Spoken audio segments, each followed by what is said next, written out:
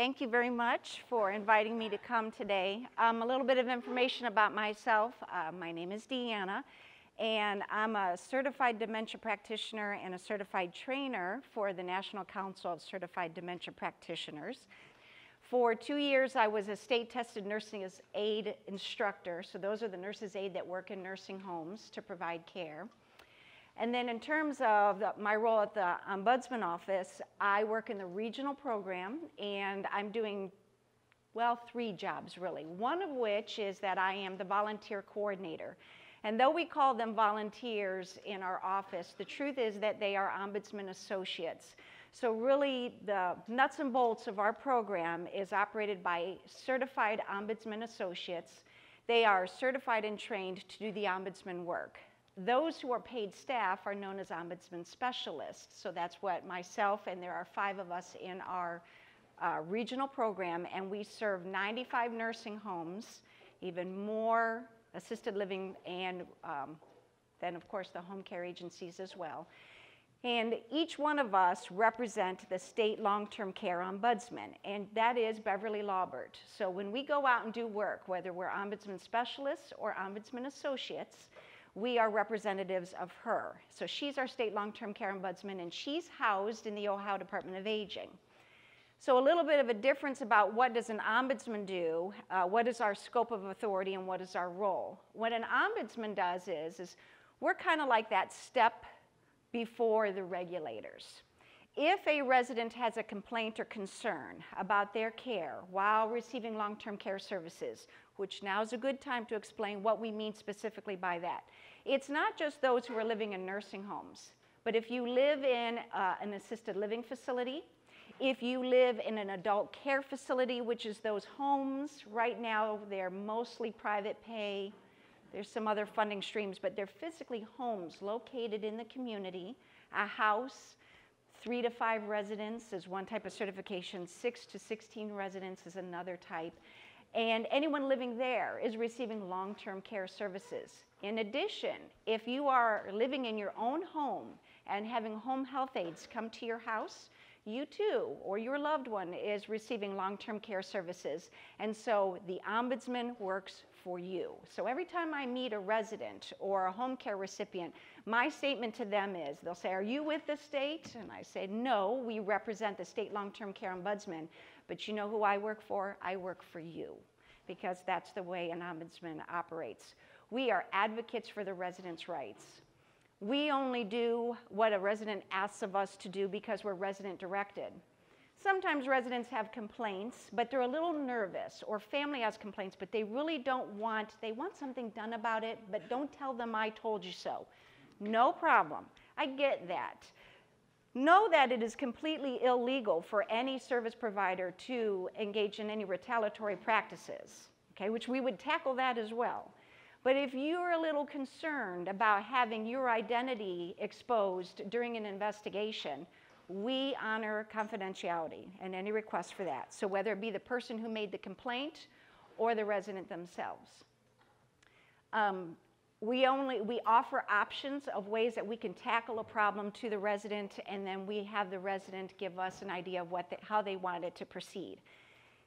This relationship is established so that any person who gives our office a call has confidence in knowing that we're going to advocate on their behalf and that we're safe. We're a safe person to work for them. So we're resident directed. Know that if a family member gives us a call and says, you know, they don't take care of my mom very well. I don't like the way she's spoken to. They don't give her enough activities. She's always in a room.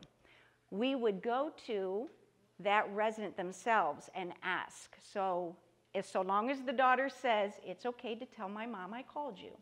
If she says, don't tell my mom I called you, then we don't do that. But we come in and we say, how's the activities? And if she said, the activities are just fine. You know, I'm just kind of a person who prefers to spend time in my room. Now and then I do go out. Everyone here is lovely. I have no complaints. Then we follow what that resident has asked of us. Now, in the event that we're unable to advocate on behalf of the residents' rights effectively, or mediate between 2 neutral parties, or negotiate between a resident and the staff there, to make sure that residents' rights are being honored and respected, we can always bring in the Ohio Department of Health. They are the regulators. So we don't regulate. I always say they're kind of the slash and burn entity. They come in, you've done something wrong, your job to fix it. They work in black and white. We work in the gray. So we come in and we see that by law, you have not honored residents' rights, which we'll talk about. And so we're going to offer some creative options for you to tackle this and to fix it. And it is always best to work with us if you are an administrator or director of nursing at a nursing home, because after all, if you don't, then there's always the Department of Health, right? Okay, very good. So residents' rights. Back in 1987, and this is important to know, back in 1987 there was a law that said a lot of things, which was to improve quality of care in a long-term care setting. Prior to that, if I wanted to work as a nurse's aide, I could just come off the street and be put on the floor. Well, know that it really is important that a nurse's aide who provides direct care has to be trained and competency tested and certified by the state of Ohio before they can do that. Hopefully that increases quality of care. There was a good number of things that was brought about by this rule, in addition to the fact that there is now well-established rights that every resident is supposed to have honored and respected. In Ohio, we have 32 residents' rights. Above and beyond that, there's also federal rules that plays a role. So this has been around since 1987. Before this, a very institutional mode of thinking. There's this terminology of culture change, as though what we're looking to do is change the culture in long-term care from an institutional model to a person-centered model. And I sometimes hear administrators say, well, we're trying to move towards person-centered care. I would recommend that. It's 2014. The law's been around since 1987. The other thing, too, is I've been told, well, that's your opinion. No. If something happened to me today and my voice was silenced, know that the law supersedes my opinion. It's been around since '87. And if I'm no longer an ombudsman and you're no longer an administrator, the fact remains that residents have rights and they have to be honored. I would like everyone to know and remember, because you are one of the strongest advocates for any loved one receiving long-term care services. Maybe you someday, or when I was a nurse aide trainer, I would say, don't forget, what goes around comes around. And none of us here in this room, if I'm talking to a group of young students, is above one day being that person. So do unto others. So the thing to remember is that nursing homes, why we might call them nursing facilities, are above and beyond a residence. So I always ask staff, tell me, do you think they are living in your workspace, or do you work in their living space? And if you keep in mind that any one of us who steps foot into one of these homes, whether it's an adult care facility, a nursing facility, an assisted living facility, it is above and beyond all a home. All right? So just like with your own home, before someone steps in the door, hopefully they knock first. So in a nursing home, one is supposed to knock before they step in the door. I'm supposed to introduce myself when I come into your home. So if I step into your room, hello, my name is Deana. I'm going to be your aide today. What can I do for you? Those are some of the basic behaviors that you should see in a respectable place, okay? And know that if it's truly a home, that care is to be delivered in a way that it revolves around each individual person, their desires, their preferences. And no two people are the same. It is never okay for a person who goes to live into a nursing home to find themselves to turn their normal routines and preferences that they've enjoyed all of their lives, and now they have to modify to meet the needs of the staff or the daily activities of the facility, because that's wrong. I shower in the morning. My mother has always showered in the evening. If she goes to live in a nursing facility and they try to put her on a morning shower schedule, and if she has dementia, as we know that bathing and dementia has their complications, she just might fight about that. And then I, as her advocate, would go in and say, all of her life she showered in the evening. Put her on an evening shower schedule. And I should expect that that would be honored immediately, okay? And expect no less. Right. If you're not kind of a fighter out there as that advocate for a loved one, that's okay. We get paid to do it. All right, so the Residents' Bill of Rights, it's got broad categories, and we'll go over each one individually. So freedom of choice. By all means, they can make their personal decisions. How they like to be bathed, which activities they like to attend. Just because the activities director thinks that a certain set of activities is a really good idea, if the residents themselves aren't up for it, it needs to be modified to meet their needs because we're working in their living space. Okay. By all means, they can choose their own physician and they can participate in activities in the community. Sad to hear when sometimes an individual goes to live in a long-term care facility and because they have challenges with getting out of the building, they don't anymore. That facility has to provide opportunity for them to have access to the community. So they have to provide transportation and schedule activities out and about, places that you might like to go, whether it be to go to the museum, go to Bob Evans, go to the Park of Roses in good weather, you name it. Okay? That's all part of quality of life. All right. Dignity and respect. It's a very broadly stated thing, which means that we can tackle a great number of problems when it pertains to dignity and respect. You've had your call light on all afternoon. You need to stop would be an example of wrong. Being told this is when you need to, you'll not be able to use the restroom right now. I'm passing trays. You'll have to wait. That's a problem. Okay? It's always important for any person who works in long-term care, whether it be a home caregiver or whether it be someone who works in a nursing home, is that these are your elders and you should address them accordingly. You should speak to them the way you would speak with your own family. And so, how may I provide for you? What can I get for you? It's about time for breakfast. Would you like to get up now and go down for breakfast? Right? I would always say to the students, sometimes there's just a few minutes. It seems so little, but in the morning, if you're like me, I'm in love with the snooze button. And if somebody took my snooze button away, I wouldn't be very happy. Oh, it's a stupid 5 minutes, I know, but it's made a huge difference to me, and I hit that snooze button. So I would tell the students, if you go in and you say to the resident, it's breakfast time, I'm here to get you up now, and they say, not right now, give me a few minutes, then you're their human snooze button. You've got other residents to tend to, move on to the next one, and go back. But to take away that 5 minutes, it seems so little, but it really is a big deal, all right? And that was something that you had a right and access to when you lived in your own home. None of those rights should change when you go to live in long-term care, okay? Secure personal possessions. Your things come up missing, stolen, damaged. All of that is a problem that we can address because legally the facility has to provide protections for and resolutions for property or any damage that could come to it. All right?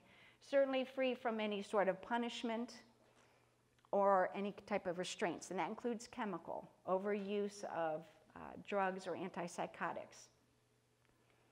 Okay, privacy and confidentiality. There's a curtain that's always provided to be drawn between roommates so that, you know, most of us don't really feel like dressing in front of everyone walking down the hall. Or privacy about what your diagnosis is. I've heard this before. Oh, I'll be in a minute. She's a two-person lift.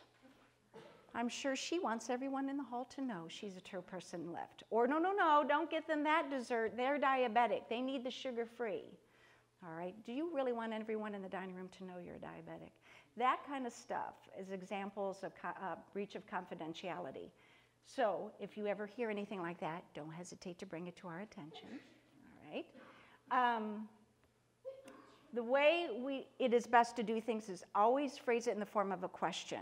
How would you like to have your hair washed? Would you like to get up right now? Would you like to attend activities? What activities would you like? What type of foods would you like? And such. Okay. To be fully informed. So you should, if you ask for a bill on behalf of your loved one and you want it itemized, that's to be provided to you.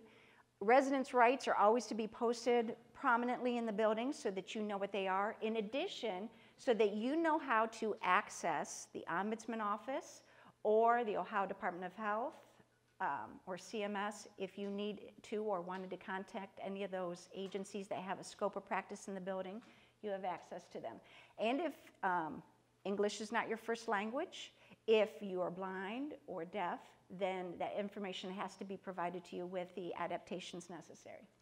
Okay, this is a big one, and the reason why this is a big one is I want to let you know about something that we're seeing and we're not very happy about in the Ombudsman office. Sadly, we're hearing some statements that, you know, families getting called, your loved one, he wandered into another person's room, and then he yelled at the aide and he pinched the nurse's arm. We're talking about individuals living with dementia. They wander. They get agitated when they get scared or don't understand what's being asked of them. It's just a defense. It's dementia-related behavior. So we hear, we can't provide for your father, and so the social worker is going to help you find a new facility. Most people, unfortunately, do not realize that's a violation of your loved one's rights. And so sadly, they will just go along with that. Every now and then, someone will bring to our attention, you know, I love this facility. My father's been there for years. Now they're telling me they can't care for them. And the facility's in the wrong. For starters, is that you're entitled to due process, a process that protects you from being discharged for the wrong reasons.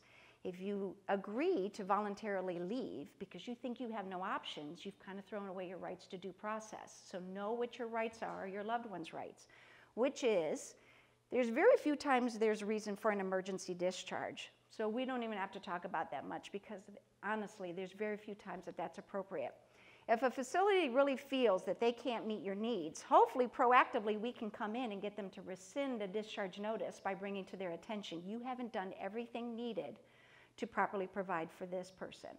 But if they offer a 30-day discharge, within the first 10 days of receiving that, you have the right to ask for a hearing. A hearing officer from the Ohio Department of Health comes and listens to all parties speak. They are supposed to be neutral, and if you would like the ombudsman to come and sit on your side of the table and advocate for your rights, we by all means can do so. We have some very tenacious individuals in our department who effectively have won hearings on behalf of residents because it's this simple. You have him wandering, where's your staff redirecting? Where are the visual cues that lets him know this is an okay place to go, this is probably not the best place to go? They need those types of things. Where are murals that disguises a door that now it looks like a bookcase? You look how easy that is to eliminate that person always maybe trying to go out that door. There are all kinds of things a facility can and should and is legally mandated to do before they throw up their hands and say we can no longer provide. And more often than not, they haven't even tried a single thing. All right? The truth is that when you're a direct caregiver, and I was, I will tell you years ago I had a woman who was living with dementia, very quite frail and elderly, and she gave me a very big bite right on the arm here. I was 19 years old and the only person to blame was me. She was probably frightened. I was simply transferring her from the bed to the chair because it was breakfast time. Live and learn. Doing that now, 20 plus years later, I would go in and I would calmly wake her up, maybe rub her arm, the way I do with my daughter. Instead of jarringly wake her up, am I maybe just flipping on the lights, taking off the sheets, throwing on her robe and putting her in her chair. I would talk to her first. I would, even if she can't speak to me, I speak to her, make sure she understands, this is why I'm here, this is what I'm here to help you do. She was in late stage dementia, so she wasn't communicating with me. I would look at her face and read her expression and make sure I was mindful of her nonverbal so that I would know, does she sense comfort with me or do I frighten her right now before moving her? Because I was the only one to blame for that good old bite on the arm. Okay, so if you ever have a loved one living in a facility and you have that experience, give us a call because this is something, and if it benefits your loved one, truth is it's going to benefit many residents in that facility and many residents to come even down the road, okay? So when we help one resident, we're probably helping hundreds. Okay, by all means they have the right to complain, and often do. That's what we do. That's okay. There should be a grievance procedure within each facility that the administrator is responsible for answering to. And then you also have the right to contact the ombudsman or the Ohio Department of Health who has regulatory authority in the building. Okay. to participate in your own care decisions. There's a care conference. When a person comes to live in a nursing facility, within the first 14 days, a care plan is written. And then every 90 days thereafter, it's reviewed. If you have a loved one in a long-term care setting and you've never been invited to a care conference, that's a problem. If a person is living in a long-term care facility and they've never been invited to their care conference, that's a problem. I'm kind of a feisty type, and I can tell you that when I'm older, if I'm living in long-term care and a group of know-it-alls plan my care for me, I'm probably going to battle that because it's my life and my care, and care should be resident-directed. How can it be resident-directed if you're not even there?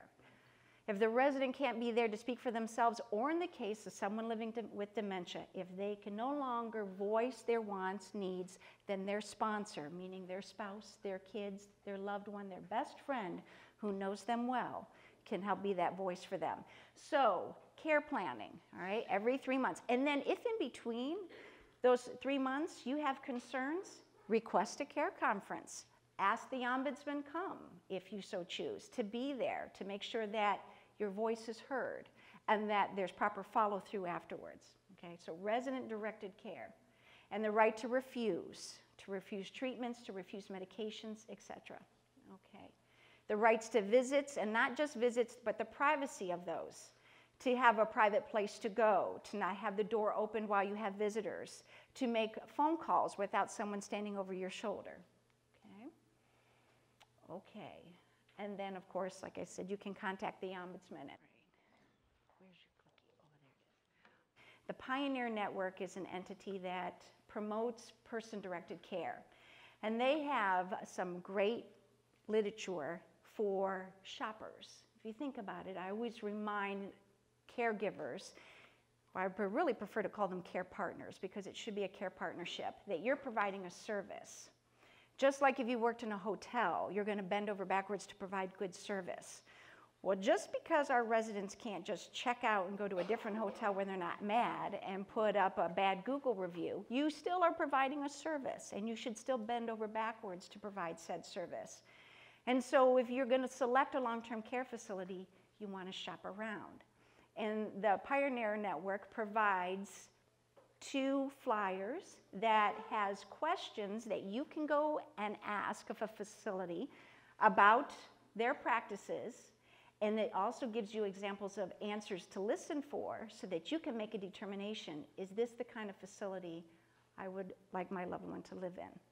What the ombudsman can do in terms of long-term care selection assistance is there's a website, it's the Long-Term Care Consumer Guide. It is managed by the Ohio Department of Aging. It lists all the nursing homes and assisted living facilities in the state. There you can read any citations they received from the Ohio Department of Health within the past year. You can see what the results of their family satisfaction surveys. There's also resident satisfaction surveys. So who's going to give you the best clue of whether or not this is a good facility? The admissions director is going to give you a very glowing review of their facility. Well, what do family have to say, or what do the residents themselves have to say? And then you can also call the ombudsman office and you can say, I'm looking at facility A, B, and C, and we will tell you about the verified complaints with our office over the past year. You put all that information together, it helps you make a more educated decision about a facility. Okay? Sometimes the prettiest ones aren't really the best ones too. Be mindful of that. There's a lot of remodeling happening out there, and they just make a very pretty institution. They're not making them better homes. Okay, well, you've been fantastic. I hope it's been beneficial. If nothing else, to know that it's safe to call us. Thank you.